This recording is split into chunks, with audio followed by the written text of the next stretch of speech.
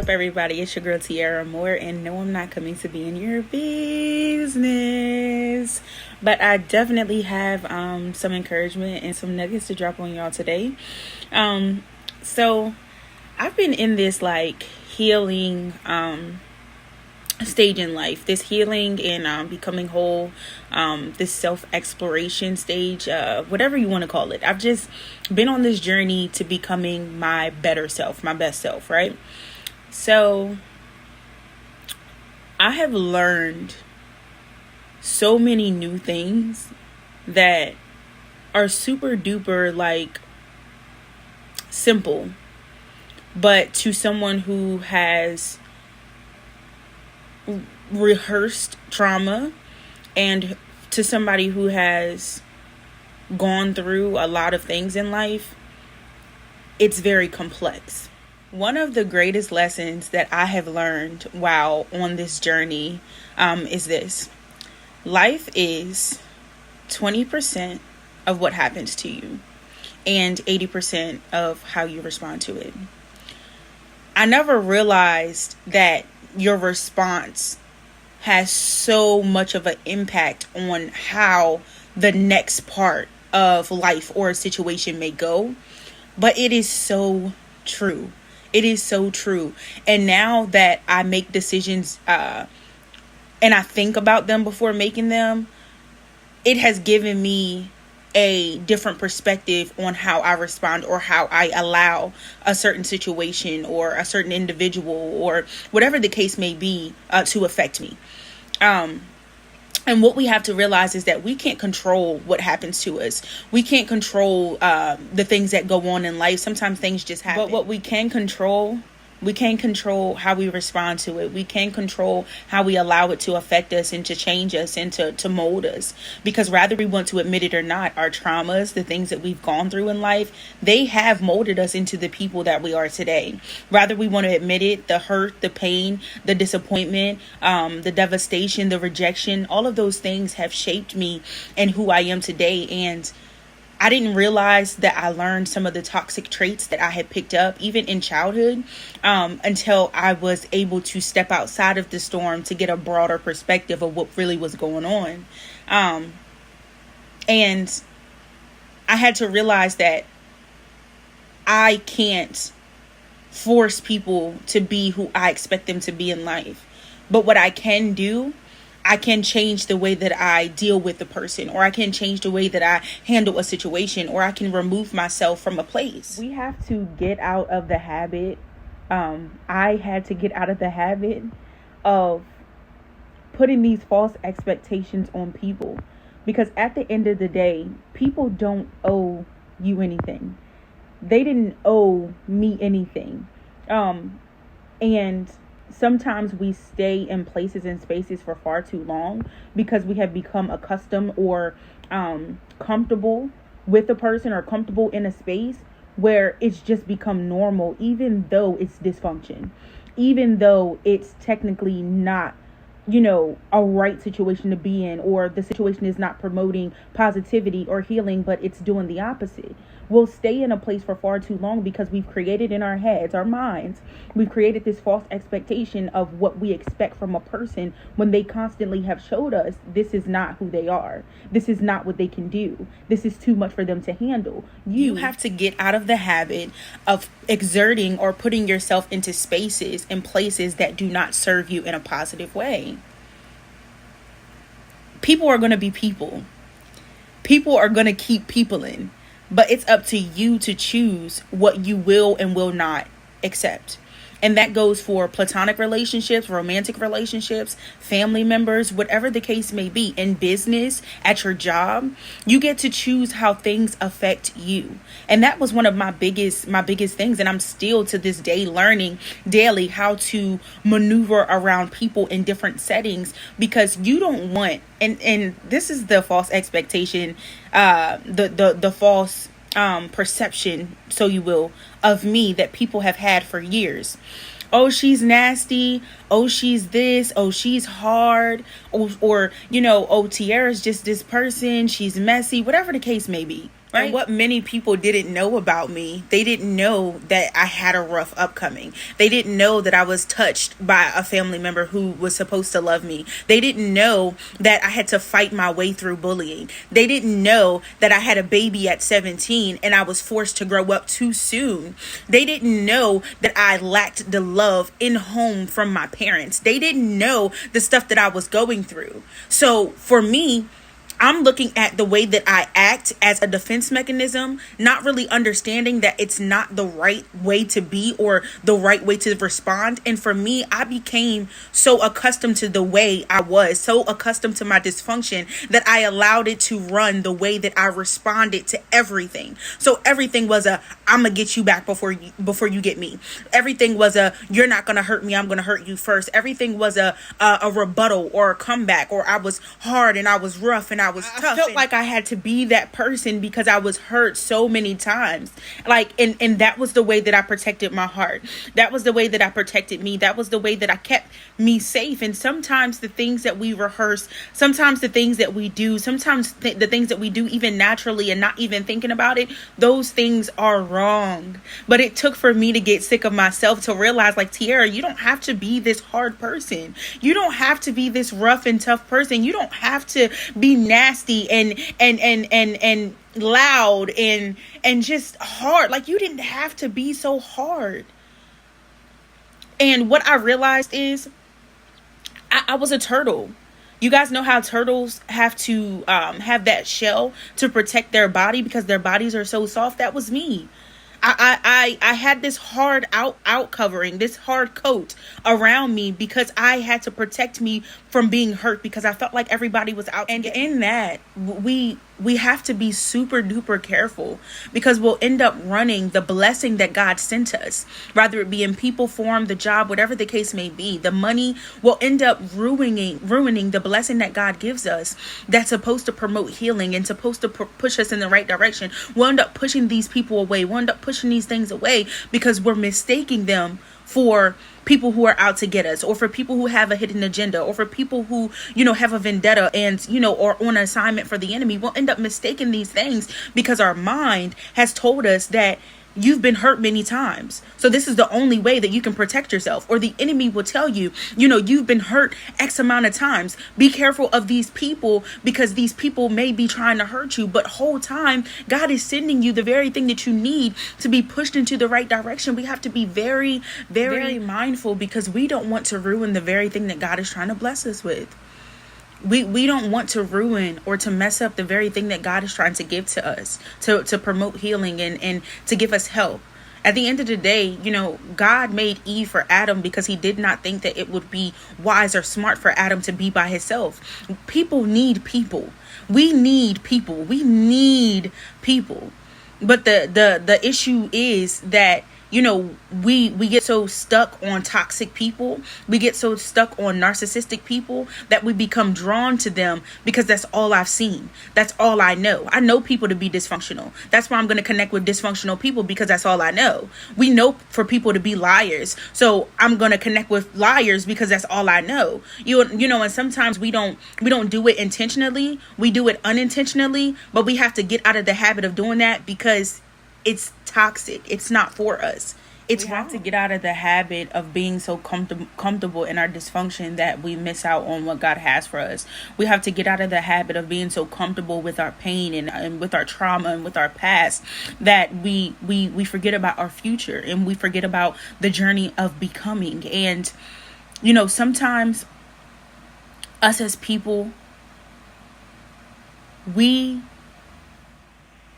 have to break up with ourselves.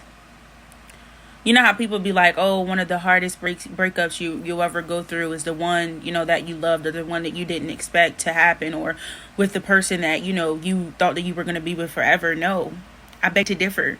One of the hardest breakups that you'll ever endure is the one with yourself. You have to break up with that old mindset. You have to break up with that old mentality, that old way of thinking, that old way of doing. You have to break up with yourself. And that is one of the hardest tasks that you will ever have to go through. But once you become sub to God's mission, once you submit fully to the process, God will take you through a season of isolation in order to prune you and to get you ready for what is soon to come. You can't help and be hurt at the same time. You can't promote healing and be stuck in pain at the same time. You have to change the way that you look at situations. And I say this all the time. Once you change the way that you look at things, the things you look at will change. I'm going to say that again. Once you change the way you look at things, the things you look at will change.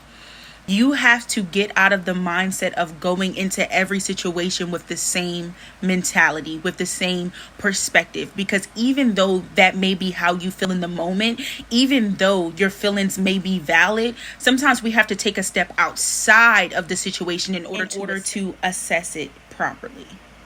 And what we have to realize also is that you can't be focused on your future. You can't be hearing anything about your future. Like, you won't hear anything about your future if all you are invested in is your past. Your future is like null and void, non-existent, not here, if all you are invested in is your past. And at some point, you have to get tired of rehearsing pain. You have to get tired of rehearsing trauma. You have to get tired of going through the same cycle and break up with it. Break up with it. Like, yes, it happened to you. Yes, you have valid feelings towards that situation or those people. Yes, like all of those things. But while they are living their life, you're stuck. While they are out living their best life, doing whatever they are stuck. And I've said this in one of my videos before, and I'll say it again. Unforgiveness, when you hold unforgiveness in your heart, when your heart becomes hardened because you have an ought, or you have ill will or ill feelings concerning a certain person, once that unforgiveness settles, it's literally like you walking into a jail cell and throwing away the key. Like, you literally walking into a jail, locking the door, and just tossing the key out of reach. And I don't know about you, but I got tired of being in a jail cell that I put myself in because I refused to forgive. I got tired of living in a jail cell, being trapped, being complacent, being stagnant, because I refused to forgive people who hurt me, who did things to me, who pained me. And once I got tired of carrying that heavy load, once I got tired of carrying around my suitcase of baggage, everywhere I went, I literally decided to unpack that thing. I literally decided to promote healing in my life. I literally decided to figure out who I am, to figure out what I want in life, to figure out why I have been the way I have been for so long. What are the roots to the trauma that I've been carrying around and lugging around for so long? And I began to pull those roots up. I began to uproot those things that have become so accustomed and so familiar to me. I began to stop rehearsing trauma. I began to stop, feeling sorry for myself or wanting empathy or, playing that victim role. Like, yes, like I said, it happened to you. Your feelings are valid because of the situation. No, they weren't supposed to do what they did to you, but it happened. And once you become old enough to begin to unload and unpack that baggage, it is now your responsibility to do so. Like, people, like I said, they gonna keep people in. They gonna keep doing whatever. But you can't control them. All you can control is you. You have to make sure that you are responding in a way that is not going to pull you back, but push you past the place that you're currently at. You have to stop responding in a negative way, always being so defensive and so rah-rah and so hype and just so nasty, having that nasty demeanor, that nasty outside, that hard shell. Like I said when I talked about the turtle, you have to stop being so hard. I don't know about y'all. And right now I'm talking to my women. I'm tired of being hard. I'm tired of being that rah-rah person. I'm tired of being the person known to go from 0 to 1,000 real quick. Like, I just want to be soft.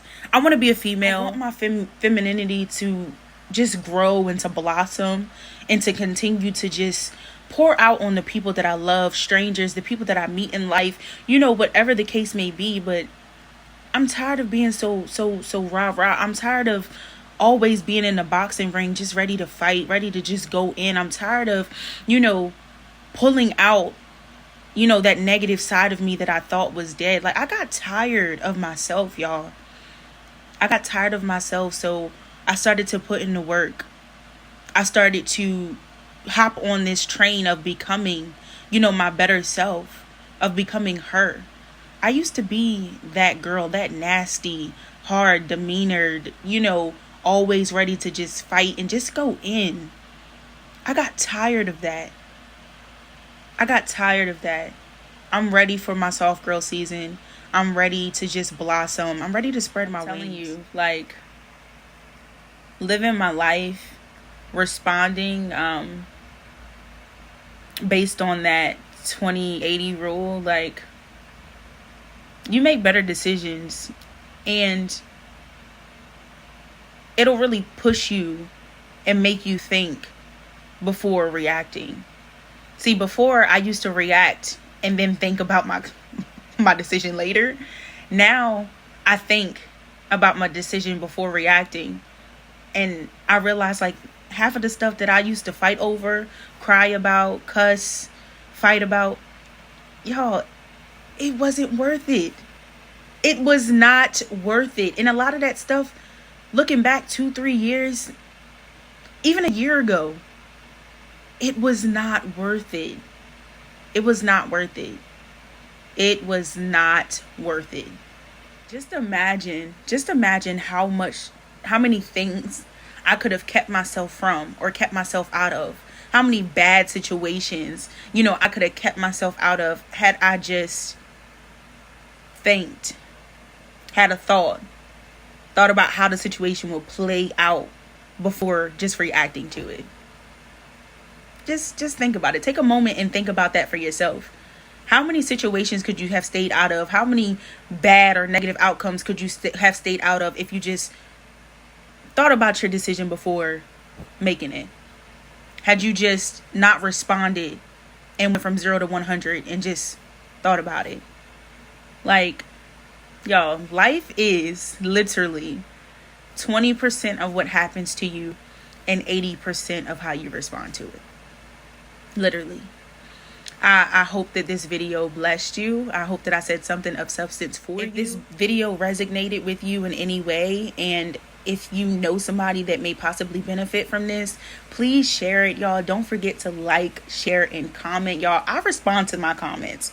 I respond to my comments personally the minute that I see them, because it's important. Like, all of my followers, all of my subscribers, this is the reason why I do what I do, because I want to help people through the things that I have gone through. If I can help somebody else, not go through the same path or to make better decisions, I'm going to do that, because I would rather you guys, not have to go through the mud in order to see the rainbow. I would rather you guys not have to get real low and grimy like I did in order to, be your better self. I would rather you guys just be able to just move. You get what I'm saying? I would rather you guys just to be able to just flow through life and not have to go through the hard times that I have gone through. So if my transparency, if my hotness, my humble, open, and transparency can help, I'm going to continue to share. I'm going to continue to do what I got to do, because that's what life is about. Like, if I have the tools to help somebody else, I'm going to give them to them. I'm not going to hold on to them. Like, the Bible tells us that we overcome by the words of our testimony. We have to start telling our testimony. We're literally helping people. People are watching you no matter what.